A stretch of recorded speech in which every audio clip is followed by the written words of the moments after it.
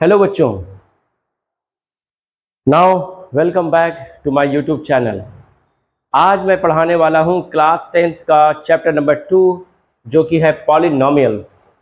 तो मैं आज इंट्रोड्यूस करूँगा पॉलिनोमियल्स के बारे में कि पॉलिनोमियल्स क्या होता है, पॉलिनोमियल्स कितने तरह के होते हैं और उनसे रिलेटेड एग्जांपल्स भी हम देंगे और कैसे सारे टाइप्स ऑफ पॉलिनोमियल को कैसे सॉल्व करते हैं, उनके ज़ीरोज़ को कैसे फाइंड आउट करते हैं, वो सारी चीज़ें आज हम डिस्कस करेंगे। तो सबसे पहली चीज़ है पॉलिनोमियल्स। पॉलिनोमियल्स होता क्या है? देखिए, मैंने इसके प्रीवियस क्लास 9th का वीडियो पॉलिनोमियल्स, उसमें भी चैप्टर है, उसको भी आप डिटेल में देख सकते हैं। पॉलिनोमियल्स की जो फर्स्ट वीडियो है मेरी, ठीक है, उसमें बहुत डिटेल में मैंने एक एक चीज़ समझाया हुआ है कि पॉलिनोमियल्स क्या होता है और कितने तरह के होते हैं, ठीक है। लेकिन फिर भी मैं आपको थोड़ा बहुत इंट्रोड्यूस कर देता हूँ। क्लियर है? चलिए, पॉलिनोमियल्स क्या होता है बेसिकली। अब देखिए, यहाँ पे हम दो एग्जांपल देंगे आपको, उन दोनों एग्जांपल से आपको क्लियर हो जाएगा कि पॉलिनोमियल्स क्या होता है। ठीक, जैसे मान लें अगर आ गया 2x² plus 3/x plus 4 is equal to 0। एक आ गया आपका, मान लीजिए 2x³ plus 3√x plus 3 is equal to 0। एक आ गया आपका, सपोज दैट मान लें 2x³ आ गया और 3/2 x प्लस या माइनस कर लें 4 इज इक्वल टू 0। अच्छा एक कर लेते हैं हम 2x² प्लस 2 कर लें 2 और x⁻⁻5 plus 2 is equal to 0। अब देखिए यहाँ पे एग्जाम्पल्स हैं ये सारे। अभी एक और दे देते हैं। मान लें अगर आपका आ गया 2x plus 5 is equal to 0, ठीक है। तो अब देखिए यहाँ पे कितने टर्म हैं? टर्म 2 हैं। यहाँ पे कितने टर्म हैं? 3। यहाँ पे भी कितने टर्म हैं? 3। ये भी 3 टर्म है, यहाँ पे भी 3 टर्म है। अगर मान लें एक और, चलिए एक ले लेते हैं हम 3x², सिर्फ इतना ले लेते हैं, 3x² इज इक्वल टू 0। अब देखिए यहाँ पे 2 टर्म है, यहाँ पे 3 टर्म है, यहाँ पे भी 3 टर्म्स हैं, यहाँ पे भी 3 है, यहाँ पे भी 3 है, यहाँ पे 1 टर्म है, ठीक है। तो हम टर्म के बेसिस पे पॉलिनोमियल्स को कैसे डिफाइन करते हैं, ठीक है। सबसे पहली चीज कि हम ये समझ लें कि क्या ये पॉलिनोमियल्स हैं भी या नहीं है। इसका मतलब कि पॉलिनोमियल्स को भी पहचानना पड़ेगा मुझे कि पॉलिनोमियल्स कैसे पहचानेंगे, ठीक है, कि ये पॉलिनोमियल्स है भी कि नहीं है, तभी तो हम उसको कैटेगराइज करेंगे, ठीक है। तो सबसे पहले आपको ये पता करना होगा कि क्या ये पॉलिनोमियल्स है भी या नहीं है। चलिए देखते हैं। यहाँ पे देखिए वेरिएबल है x का पावर यहाँ पे क्या है? 1। ध्यान दीजिएगा, ठीक। यहाँ पे देखिए टर्म क्या है? 2x²। x का पावर जो है, यहाँ वेरिएबल का पावर 2 है। यहाँ पे देखिए वेरिएबल का पावर क्या है? यहाँ पे 1 है, लेकिन ये ऊपर जाएगा, ठीक है, तो x का पावर क्या हो जाएगा? निगेटिव हो जाएगा, -1 हो जाएगा। तो ये -1 हो गया, ठीक। यहाँ पे क्या है? यहाँ पे तो वेरिएबल x का पावर 0 है, x का पावर 0 मतलब 1। यहाँ पे देखिए, यहाँ वेरिएबल का पावर 3 है, यहाँ वेरिएबल का पावर क्या है? 1/2 है, 3 आ गया 1/2, क्योंकि रूट है ना, तो रूट जो होता है, मान ली रूट x है, तो ये x का पावर क्या हो जाएगा? हाफ, ठीक है। तो ये हाफ हो गया। यहाँ पे 0 है, यहाँ पे देख लीजिए, यहाँ पे 3 है, 1 है, 0 है, 3 है, 1 है, 0 है। यहाँ पे क्या है? 2 है, -5 है, 2 है, -5 है, ठीक है, और 0 है। चलिए 0 तो है ही यहाँ पे क्या है? 2 है। अब इतने सारे देखिए टर्म्स हैं, ठीक है, तो सबके अलग अलग वेरिएबल के अलग अलग पावर है। तो हमें वेरिएबल उस इक्वेशन को देखना है कि क्या ये पॉलिनोमियल है, क्या ये पॉलिनोमियल है, क्या ये है, ये है, ये है कि नहीं है। ठीक, कैसे पहचानेंगे? देखिए सबसे पहली चीज की होल नंबर। होल नंबर क्या होता है आपको पता है? Whole number 0, 1, 2, 3, 4 and so on, ऐसे जाता है, तो 0 से स्टार्ट होता है। अगर वेरिएबल का पावर होल नंबर है, अगर वेरिएबल का पावर होल नंबर है तो वो पॉलिनोमियल्स होगा, और नहीं है तो वो पॉलिनोमियल्स नहीं होगा।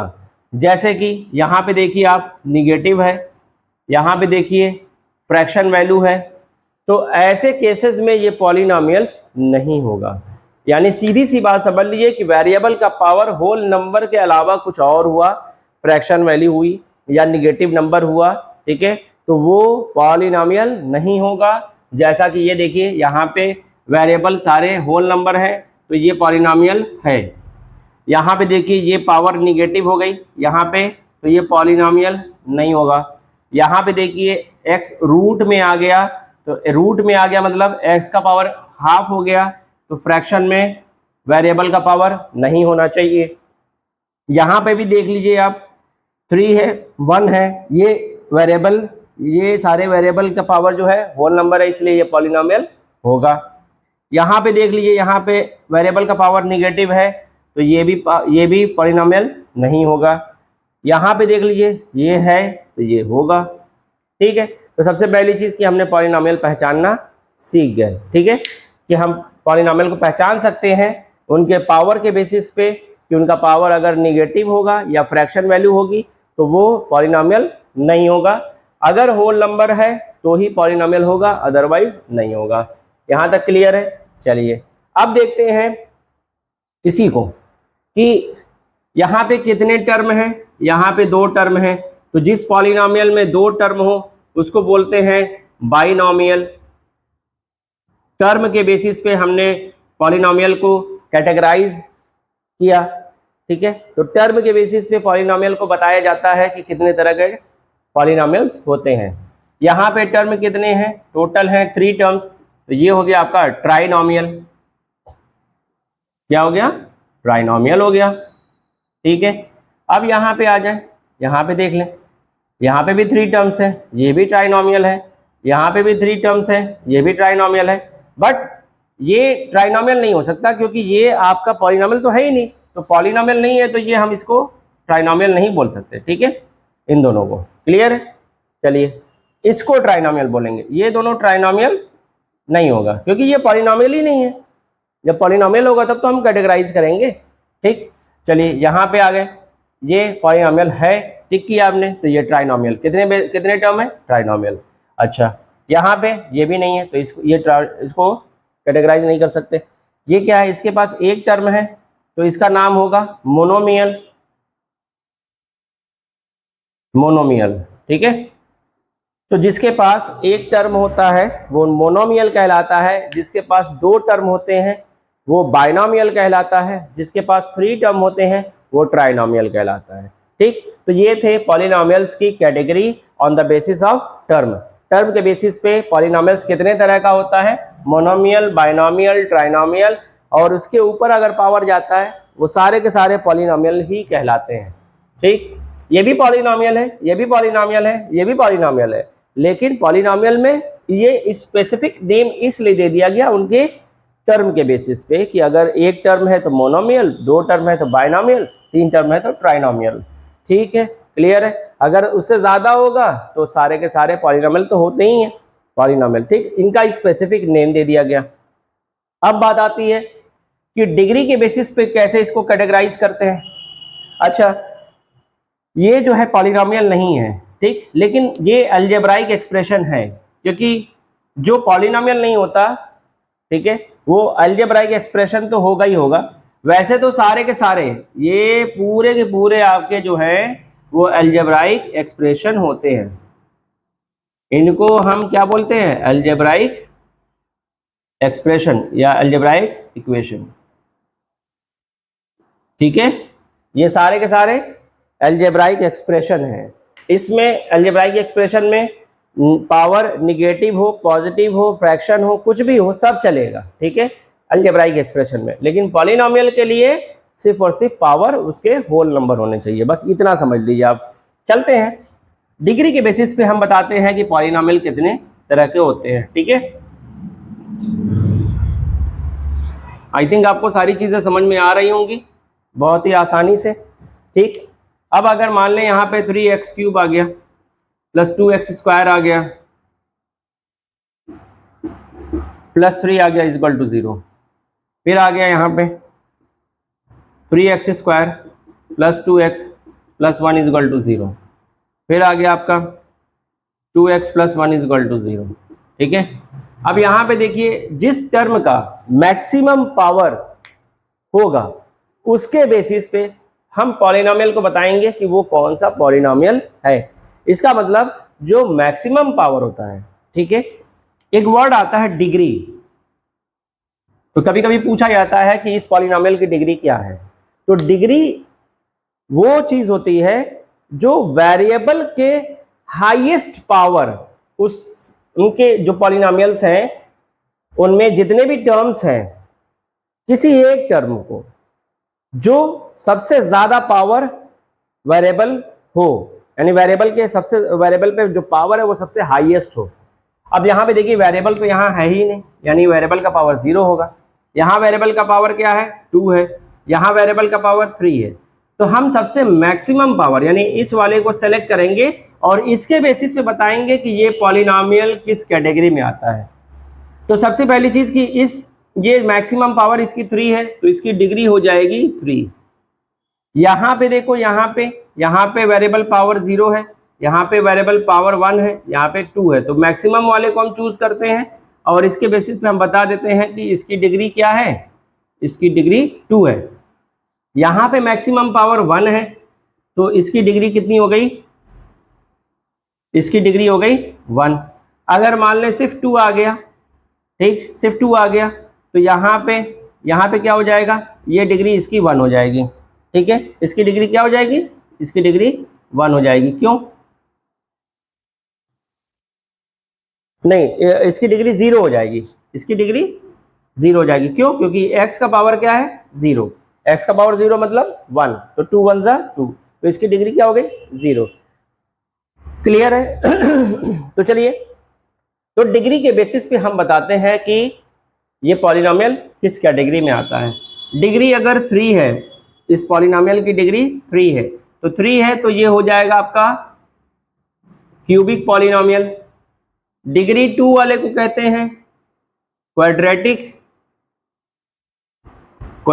पॉलिनोमियल। डिग्री 1 वाले को बोलते हैं लीनियर पॉलिनोमियल, और जिसकी डिग्री 0 होती है उसको कैटेगराइज नहीं करते, बस डिग्री 1, डिग्री 2, डिग्री 3 के बेसिस पे हम इसको बताते हैं। क्लियर है यहां तक? को अगर डिग्री 1 है तो क्या होगा, जिसकी डिग्री 1 हो वो होगा लीनियर, ठीक है। जिसकी डिग्री 2 हो वो कहलाता है क्वाड्रेटिक, जिसकी डिग्री 3 हो वो कहलाता है क्यूबिक, और जिसकी डिग्री 4 हो वो कहलाता है क्वार्टिक, यानी जिसकी डिग्री 4 होगी। क्वार्टिक कह लें या फिर कह लें बाई क्वाड्रेटिक, यानी क्वाड्रेटिक का दुगना, ठीक है, पावर 4 वाले को। बाकी इसी को कैटेगराइज किया गया है, बाकी को कैटेगराइज नहीं किया गया है, ठीक है। ये कुछ स्पेसिफिक है, ठीक है, इनको याद रखेंगे और इन्हीं का यूज करना है आपको इस चैप्टर में पॉलिनोमियल्स में। क्लियर है? चलिए अब आते हैं नेक्स्ट टॉपिक पे, graphical representation of polynomial. Graphical representation, इसका ग्राफिकल रिप्रेजेंटेशन कैसा होगा, ठीक है। जैसे लीनियर है, लीनियर पॉलिनोमियल है, ठीक है, लीनियर पॉलिनोमियल, तो इसका ग्राफिकल रिप्रेजेंटेशन जो होगा वो एक लाइन होगा, ठीक है। क्वाड्रेटिक जो होगा,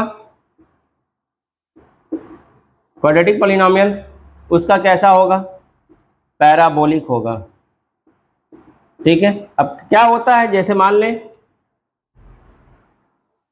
पैराबोलिक क्या होता है, लीनियर पॉलिनोमियल है तो लाइन होगा, वो आपको पता है, लाइन स्ट्रेट लाइन, ठीक है, लीनियर का, ठीक। लीनियर का जो जनरल फॉर्म होता है वो होता है ax plus b is equal to 0। तो ये ग्राफ हमेशा कैसा देगा, एक लाइन देगा, ठीक है, स्ट्रेट लाइन का ग्राफ होगा, क्लियर है। पैराबोलिक है यानी क्वाड्रेटिक इक्वेशन है, तो क्वाड्रेटिक इक्वेशन का जो जनरल फॉर्म होता है वो होता है ax square plus B x plus c is equal to 0। यहाँ पे कंडीशन है लीनियर पॉलिनोमियल के कि a जो है वो 0 नहीं होना चाहिए, क्योंकि ये अगर 0 हो जाएगा तो x गायब हो जाएगा ना, 0 मल्टीप्लाई बाई एक्स, तो x टर्म ही नहीं रहेगा, तो फिर लीनियर कैसे कहलाएगा, ठीक। ऐसे यहाँ पे भी एक्स स्क्वायर है, इसी के बेसिस पे तो हमने क्वाड्रेटिक इक्वेशन बोला है कि क्वाड्रेटिक हाईएस्ट पावर डिग्री 2, ठीक है। तो अगर a 0 हो जाएगा तो ये मैक्सिमम पावर क्या हो जाएगा, एलिमिनेट हो जाएगा, गायब हो जाएगा यहाँ से, 0 मल्टीप्लाई बाई एक्स स्क्वायर, तो वो टर्म ही गायब हो जाएगा। तो जब टर्म गायब हो जाएगा तो वो क्वाड्रेटिक रहेगा ही नहीं। तो यहाँ पे भी कंडीशन आती है कि a नॉट इक्वल टू 0, ये लगा देते हैं। बाकी a b c real number है, ठीक है। और यहाँ पे भी वही ए बी रियल नंबर है, ठीक। तो ये जो है आपका एक लाइन का ग्राफ है, स्ट्रेट लाइन है, यानी ये लीनियर इक्वेशन का है। पैराबोला जो होता है वो क्या होता है, पैराबोला देखिए इस शेप को पैराबोला बोलते हैं, या तो ऐसे ओपन होगा ऊपर की तरफ, या तो फिर नीचे की तरफ ओपन होगा, ठीक है। ये दो तरह का पैराबोलिक आपको रिप्रेजेंटेशन मिलेगा क्वाड्रेटिक इक्वेशन का, ठीक है, क्लियर है। चलिए अब ये कब होता है, अब ax स्क्वायर में ax square plus B x plus C, अब आप सोच रहे होंगे कि किस कंडीशन में ये वाला पैराबोला बनेगा और किस कंडीशन में ये वाला पैराबोला बनेगा। अगर एक्स स्क्वायर का जो कोफिशिएंट है, ठीक है, अगर पॉजिटिव है, अगर ये इसका coefficient of x square is positive, अगर पॉजिटिव है तो ये वाला ग्राफ, और अगर coefficient of x square is negative, अगर निगेटिव है तो ये वाला ग्राफ, ये वाला पैराग्राफ बनेगा, पैराबोला बनेगा, ठीक है। एक्स स्क्वायर का कोफिशिएंट अगर निगेटिव है तो ये पैराबोला, एक्स स्क्वायर का पॉजिटिव है अगर कोफिशिएंट तो ये वाला पैराबोला बनेगा, क्लियर है। चलिए ये हो गया आपका ग्राफिकल रिप्रेजेंटेशन। क्यूबिक का क्या होगा, क्यूबिक का भी हम बता दे रहे हैं अभी, ठीक है, कि क्यूबिक का कैसे होगा। पहले हम आते हैं कि अब इसके जीरोस के बारे में, तो जीरोस के बेसिस पे हम बताएंगे कि कैसे क्या होता है, ठीक है। अभी वो ग्राफ बनाएंगे तभी क्लियर होगा, ठीक है। अब जाहिर है कि लीनियर है, अगर लीनियर पॉलिनोमियल है, ठीक है, लीनियर पॉलिनोमियल है तो इसके जीरोस जो होंगे वो एक ही होंगे, जीरोस एक होंगे, या रूट कह लें, रूट, जीरोस और रूट एक ही चीज है, ठीक है, वो एक होगा। अगर क्वाड्रेटिक है, क्वाड्रेटिक पॉलिनोमियल है, ठीक है बच्चों, तो क्वाड्रेटिक पॉलिनोमियल की डिग्री 2 होती है, तो डिग्री 2 होती है तो उसके जीरोस कितने होंगे, उसके जीरोस होंगे 2। बात आती है क्यूबिक पॉलिनोमियल की, क्यूबिक पॉलिनोमियल की, तो क्यूबिक पॉलिनोमियल की डिग्री कितनी होती है 3, तो इसके जीरोस कितने होंगे 3, या रूट्स कितने होंगे 3। जीरोस रूट्स का मतलब क्या समझ रहे हो, एक्स की वैल्यू या वाई की वैल्यू जो वेरिएबल यूज किया गया है पॉलिनोमियल में, ठीक है। जैसे पॉलिनोमियल क्या होता है, कभी कभी पॉलिनोमियल इन एक्स होता है तो हमने वहां पे एक्स यूज किया, 3x square plus 2x plus 3 is equal to 0। इस तरह से अगर हमने पॉलिनोमियल इन y ले लिया तो यहाँ पे बस x की जगह पे क्या हो जाएगा, y हो जाएगा, 3y square plus 2y plus 3 is equal to 0। अगर हमने मान लीजिए कि u ले लिया तो p पॉलिनोमियल इन u, ठीक है, इसको बोलेंगे पॉलिनोमियल इन u, तो ये हो जाएगा 3u square plus 2u plus 3 is equal to 0। तो ये डिपेंड करता है कि वेरिएबल जो है वो कौन सा वेरिएबल यूज किया गया है पॉलिनोमियल में, ठीक है, क्लियर है। चलिए, तो वही वेरिएबल की बात हो रही है कि वेरिएबल की वैल्यू, x की वैल्यू अगर x यूज किया गया है तो p x अगर पॉलिनोमियल इन x है तो अगर पॉलिनोमियल इन x है, लीनियर पॉलिनोमियल है, तो लीनियर पॉलिनोमियल में x की एक ही वैल्यू आएगी, और अगर क्वाड्रेटिक है तो x की दो वैल्यू आएगी, x की दो वैल्यू आएगी यहाँ पे, ठीक है। और अगर क्यूबिक है, थ्री जीरोज का मतलब कि x की कितनी वैल्यूज होंगी, x की 3 वैल्यूज होंगी, ठीक है, number of values of variable, ठीक है।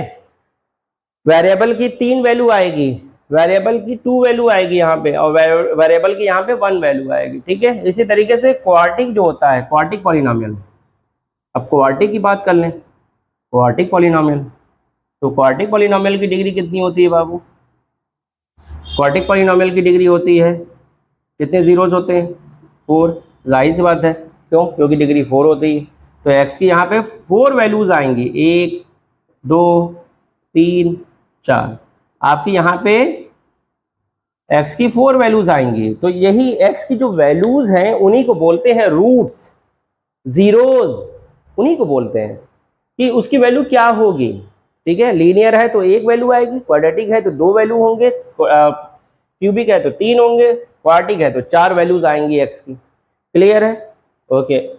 अब इनका ग्राफिकल रिप्रेजेंटेशन हम बात करते हैं कि कैसे पहचानेंगे कि रूट्स किस तरह का है। मान लें कि ये है आपका y एक्सिस और ये है आपका x एक्सिस, ठीक है, ये y एक्सिस। अगर पॉलिनोमियल इन x है px, ठीक, जैसे मान लें कि 3x + 5 = 0, तो कोई लाइन होगी जो x एक्सिस पे कहीं कट कर रही होगी, तो जहां पे x एक्सिस पे इंटरसेक्ट करेगी तो एक ही वैल्यू मिलेगी, यहां पे एक ही जीरोज मिलेगा, जितनी बार x एक्सिस पे कट करेगा उतने नंबर ऑफ जीरोज होंगे, यहां पे एक ही बार कट किया है x एक्सिस, तो पॉलिनोमियल इन x है तो x एक्सिस पे जितनी बार कट करेगा उतने नंबर ऑफ जीरोज होंगे, तो लीनियर पॉलिनोमियल है तो इसीलिए एक ही बार कट कर रहा है, तो एक बार कट कर रहा है तो नंबर ऑफ जीरोज 1 होंगे, ठीक है। अब बात आती है क्वाड्रेटिक की,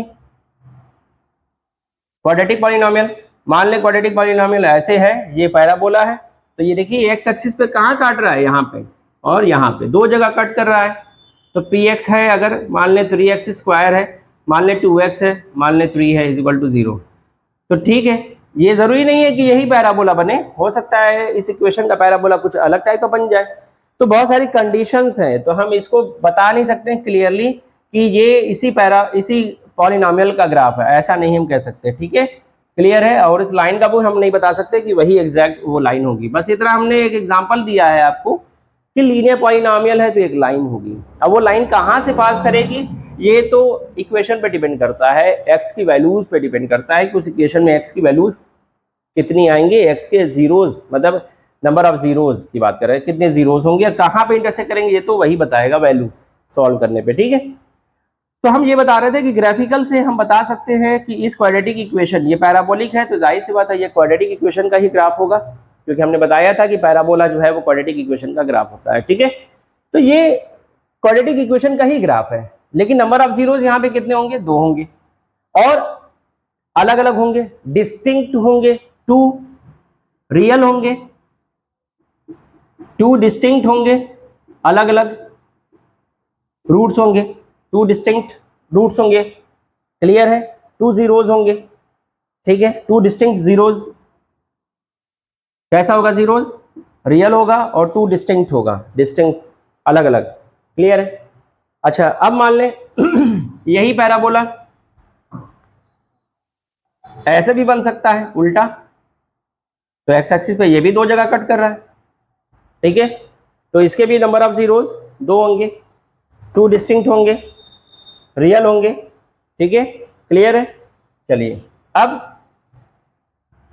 हो सकता है पैराबोला एक ही जगह टच करे। हो सकता है पैराबोला ऐसा हो कि ये ऐसे आए और यहाँ पे टच करके चला जाए, एक ही पॉइंट पे टच करे। अब क्या होगा ऐसे केसेस में, क्या होगा, अब डिस्टिंक्ट नहीं होगा, रियल होगा, इक्वल होगा, रूट जो होंगे वो इक्वल होंगे। भाई क्वाड्रेटिक है तो दो जीरोस तो होंगे ही होंगे। यहाँ पे जीरो, यहाँ पे एक पॉइंट पे टच किया है तो ये क्या होंगे, एक ही जीरोस होगा, 1। क्यों 1 0 होगा, क्योंकि भाई एक ही पॉइंट पे टच कर रहा है तो जीरो तो एक ही होगा, ठीक, लेकिन इक्वल होंगे दोनों। अगर मान लें कि 3 आया, यहाँ पे मान लें 3, अगर 1 1 2 3 एक्स एक्सिस पे अगर 3 पॉइंट पे कट कर रहा है तो एक्स की वैल्यू क्या होगी, 3 होगी, और दूसरी वाली भी 3 होगी, तो सेम ही हुआ ना, ठीक है। एक पॉइंट पे कट किया तो जीरो एक ही होंगे, मतलब दो होंगे बट क्या होंगे, इक्वल होंगे, सेम होंगे, ठीक है, रियल होंगे। अब मान लें ये ना हो करके अब कोई दूसरा पैराबोला बना ले। कैसा, मान लीजिए वो टच ही ना करे, ऐसे चला जाए, टच ना करे और ऐसे चला जाए, तो यहाँ पे नंबर ऑफ जीरोस क्या होंगे, 0, यानी कि नंबर ऑफ जीरोस जो होंगे वो क्या होंगे, 0 होंगे। यानी ये इसका नंबर ऑफ जीरोस, ये किसी भी एक्स की कोई भी वैल्यू पे सेटिस्फाइड नहीं होगी, ठीक है, यानी इसका जीरोस निकालना पॉसिबल नहीं है। क्लियर है, ठीक है। तो आपको बस इतना समझना है कि अगर ये ग्राफ दो जगह कट करता है तो नंबर ऑफ जीरोस 2 होंगे, अगर एक जगह टच करता है तो नंबर ऑफ जीरोस 1 होंगे, अगर 3 जगह कट करता है तो वो क्यूबिक हो जाएगा, ठीक है। अब जैसे क्यूबिक का क्या है, जैसे मान लें कि ये ऐसे आया और ऐसे चला गया, तो अब देखो यहाँ पे क्या है, 3 जगह एक्स पॉइंट को कट कर, एक्स एक्सिस पे कट कर रहा है, 1 2 3, ठीक है। तो नंबर ऑफ जीरोस जो होंगे यहाँ पे कितने हो जाएंगे, 3 हो जाएंगे। तो ऑब्वियस है कि ये किसका इक्वेशन होगा, ये क्यूबिक का होगा, ठीक है, क्योंकि देखिए पैराबोला तो हो नहीं सकता, क्योंकि पैराबोलिक होता तो क्वाड्रेटिक इक्वेशन होता है, ये पैराबोला जैसा दिख नहीं रहा है, ये तो ऐसे फिर ऐसे गया है, ठीक है। तो नंबर ऑफ जीरोस कितने हैं, 3, तो क्यूबिक होंगे। अगर इसी में फिर ये रिवर्स कर जाए ऐसे, तो अब क्या होंगे, नंबर ऑफ जीरोस 4 हो जाएंगे। क्यों, क्योंकि देखो एक्स एक्सिस पे कितनी बार कट कर रहा है, 4 बार, एक बार यहाँ, फिर 2, फिर 3, फिर ये 4, तो ये इसके जो नंबर ऑफ जीरोस होंगे वो 4 हो जाएंगे, यानी ये बाई क्वाड्रेटिक हो जाएगा। अगर ये पॉलिनोमियल इन एक्स है तब, याद रखिएगा पॉलिनोमियल इन एक्स है तब, अगर पॉलिनोमियल इन वाई होगा तो हम वाई एक्सिस पे जहां जहां कट करेगा उसको हम देखेंगे, ठीक है। अगर पॉलिनोमियल इन वाई होगा तो वाई एक्सिस पे जहां जहां कट करेगा हम उसके बेसिस पे बताएंगे नंबर ऑफ जीरोस कितने होंगे। आई थिंक आपको सारी चीजें क्लियर हो गई होंगी। इसी बेसिस पे एक्सरसाइज के क्वेश्चंस हैं, ठीक है। तो सबसे पहला एक्सरसाइज जो है वो बहुत ही इजी है, ठीक है। अब उसके बेसिस पे हम बता देंगे आपको कि नंबर ऑफ जीरोस कितने होंगे, ठीक है। जैसा कि पहली एक्सरसाइज है आपकी, उसमें सिर्फ और सिर्फ 6 ग्राफ दिए हुए हैं, ठीक है, ऐसे ही ग्राफिकल रिप्रेजेंटेशन है। पहला क्वेश्चन जो है वो कौन सा है, एक्सरसाइज 2.1। अब यहां पे हम ले लें एक्सरसाइज 2.1। अब यहां पे एक लाइन गई है ऐसे, ठीक है, एक लाइन गई है ऐसे, ये है वाई एक्सिस और ये है एक्स एक्सिस। अब बताइए इसके नंबर ऑफ जीरोस कितने होंगे, एक्स एक्सिस पे कट कर रहा है क्या, नहीं कट कर रहा है, तो इसके नंबर ऑफ जीरोस 0 होंगे, ठीक है, इस तरह से है। और ये y equal to p x है, मतलब ये पॉलिनोमियल इन एक्स है, याद रखिएगा, ठीक है, ये पॉलिनोमियल इन एक्स है, तो ये एक्स एक्सिस पे कट ही नहीं कर रहा है, एक्स एक्सिस पे कट करता तो शायद वो नंबर ऑफ जीरोस हम वहां से काउंट करके बता देते, लेकिन यहाँ पे एक्स एक्सिस पे कट कर रहा है, नहीं कर रहा है। चलिए अब दूसरा क्वेश्चन देखते हैं, ठीक है, इसी का सेकंड पार्ट। सेकंड पार्ट में क्या है, ये कुछ ऐसा ग्राफ किया हुआ है, ठीक है। तो यहां देखो एक्स एक्सिस पे कितनी बार कट कर रहा है, एक ही बार कट कर रहा है, तो इसके नंबर ऑफ जीरोस कितने होंगे, नंबर ऑफ जीरोस 1, क्लियर है? चलिए नेक्स्ट देख लेते हैं, ये था सेकेंड वाला। थर्ड देख लेते हैं क्या है।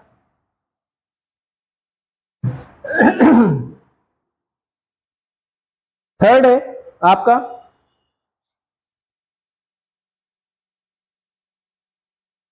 ऐसे, ठीक। तो अब देखिए यहाँ पे और यहाँ पे तीन जगह कट कर रहा है, तो 1 2 3, हाँ 3 जगह कट कर रहा है, तो नंबर ऑफ जीरोस कितने हो जाएंगे अब? 3। क्लियर है?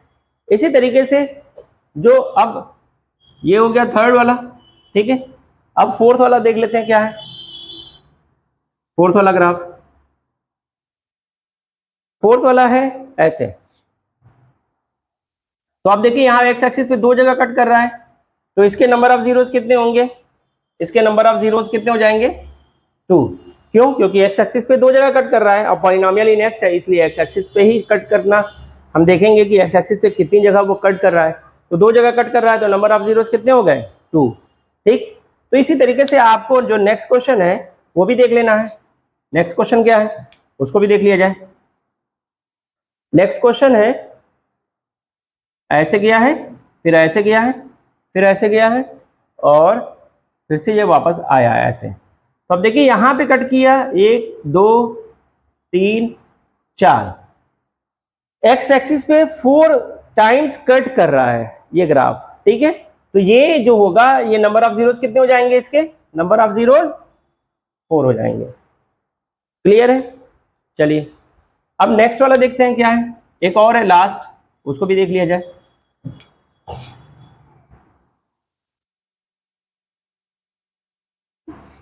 ये पॉलिनोमियल्स जो हम बता रहे हैं वो एनसीईआरटी बुक का बता रहे हैं, एनसीईआरटी बुक का, क्लास 10th की एक्सरसाइज है 2.1, ठीक है। ये वाई एक्सिस है और ये है आपका एक्स एक्सिस, ठीक। अब इसको देखते हैं कितनी बार कट कर रहा है। एक बार ऐसे उठा, फिर इसको टच किया, टच करके फिर ये उठा और यहां से यहां गया, और फिर ये टच कर रहा है इस पे, और टच करके फिर ऐसे हो जा रहा है। तो आप देखिए यहाँ पे तो इंटरसेक्ट कर रहा है, यहाँ पे टच कर रहा है, यहाँ पे टच कर रहा है, ठीक। तो 1 2 3 बार ये एक्स एक्सिस पे टच किया, कट किया या टच किया, तो इसके नंबर ऑफ जीरोस कितने हो जाएंगे? नंबर ऑफ जीरोस 3 हो जाएंगे। क्लियर है? तो ये एक्सरसाइज 2.1 का एक ही क्वेश्चन था जिसके 6 पार्ट थे, और वो भी हमने सारे करा दिए। तो आपका एक्सरसाइज 2.1 एनसीईआरटी बुक का कंप्लीट हो गया।